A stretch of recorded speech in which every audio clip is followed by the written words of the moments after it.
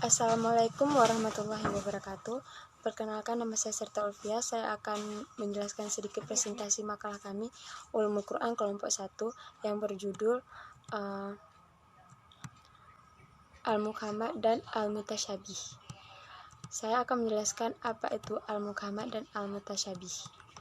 Al-Muhkam yang pertama kita kenal. Adapun ilmu yang mempelajari tentang muhkam dan mutasyabih, ilmu ini dilatar belakangi oleh adanya perbedaan pendapat ulama tentang adanya hubungan ayat atau surat yang lain. Muhkam juga merupakan ayat-ayat yang maknanya sudah jelas, tidak menimbulkan pertanyaan jika disebutkan. Sedangkan mutasyabih adalah ayat-ayat yang maknanya belum jelas. Ulama berbeda pendapat dalam hal memahami ayat-ayat mutasyabih, yaitu antara bisa tidaknya manusia memahami atau memakai ayat muhkam adalah ayat yang mengandung penjelasan tentang halal haram atau perintah larangan. Ayat muhkam adalah ayat yang tidak bisa dinasahkan, dan ayat mutasyabih adalah ayat yang dimansukkan. Muhkam adalah perkara yang dijanjikan pahala dan hukuman atasnya. Ayat muhkam adalah ayat yang lafadznya tidak mengalami pengulangan. Secara istilah, ayat mutasyabih juga memiliki definisi. Ayat mutasyabih yakni ayat-ayat yang telah dimasukkan di mana kita dilarang untuk mengamalkannya. Ayat mutasyabih berbentuk cerita dan semisalnya. Ayat mutasyabih hanya Allah yang mengetahui hakikatnya, dan kita hanya meyakini makna lahiriahnya saja. Ayat mutasyabih adalah pembuka surah-surah Al-Quran dan huruf-huruf muqatta'ah atau terputus. Ayat mutasyabih hanya dapat dipahami dengan takwil dan tidak bisa hanya dipahami dari makna lahiriahnya saja.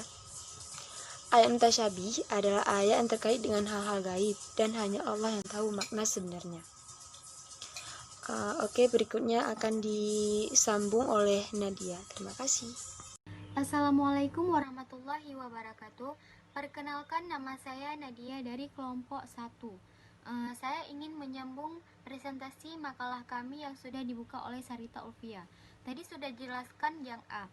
Saya ingin menjelaskan yang B, yaitu yang berjudul Fawatih Aswar. Istilah aswar terdiri dari dua kata, yaitu fawatih dan aswar. Fawatih merupakan jamak tafsir dari surah yang berarti surah, dan aswar juga secara harfiah berarti pembuka surah-surah. Fawatih aswar juga merupakan bagian dari ayat mutasyabihat karena bersifat mujmal, muawwal dan musyakil. Sebagian ulama berpendapat bahwa makna ayat fawatih aswar hanya diketahui Allah, dan sebahagian pendapat bahwa makna fawati al-suwar diketahui Allah dan dapat diketahui manusia, terutama orang-orang yang mendalaminya. Ada 5 bentuk awalan surah fawati al-suwar yang dapat kita jumpai dalam kehidupan sehari-hari, yaitu Al-Quran, yaitu awalan surat yang terdiri dari 1 huruf, 2 huruf, 3 huruf, dan 4 huruf juga yang 5 huruf. 1 surat yang dimulai dengan 1 huruf. Hal ini terdiri dari 3 surat, yaitu surat Qaf yang dimulai dengan huruf Qaf, surat Al-Qalam yang dimulai dengan huruf Nun, dan surah Syad yang dimulai dengan huruf Syad. Assalamualaikum warahmatullahi wabarakatuh. Saya Khairul Muttaqin dari kelompok 1 Ulumul Quran ingin menjelaskan macam-macam sikap para ulama terhadap ayat-ayat dan mutasyabih. Sikap para ulama terhadap ayat-ayat dan mutasyabih terbagi menjadi 2, yaitu 1. Mazhab salaf, yaitu para ulama yang mempercayai dan mengimani ayat-ayat mutasyabih dan menyerahkan sepenuhnya kepada Allah sendiri. 2. Mazhab khalaf, yaitu para ulama yang berpendapat perlunya menawakilan ayat-ayat mutasyabih yang menyangkut sifat Allah sehingga melahirkan arti yang sesuai dengan kelahiran Allah. Mereka umumnya berasal dari kalangan ulama mutaakhirin. Sekian, terima kasih. Assalamualaikum warahmatullahi wabarakatuh. Saya Wahyudi Maswanto dari kelompok 1 ingin menyampaikan kesimpulan dari makalah kami. Kesimpulannya adalah muhkam merupakan ayat yang jelas maknanya dan tidak memerlukan keterangan dari ayat-ayat lain. Sedangkan mutasyabih berarti ayat-ayat yang belum jelas maknanya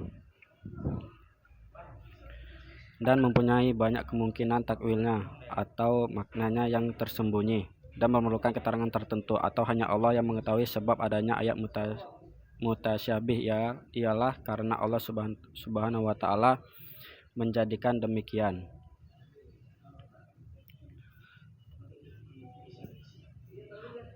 Ar-Raghib Al-Asfihani dalam kitabnya Mufradatil Quran menyatakan bahwa sebab adanya kesamaran dalam Al-Quran terdapat 3 hal, yaitu sebagai berikut: kesamaran dari aspek lafal saja, kesamaran dari aspek maknanya, kesamaran dari aspek lafal dan maknanya.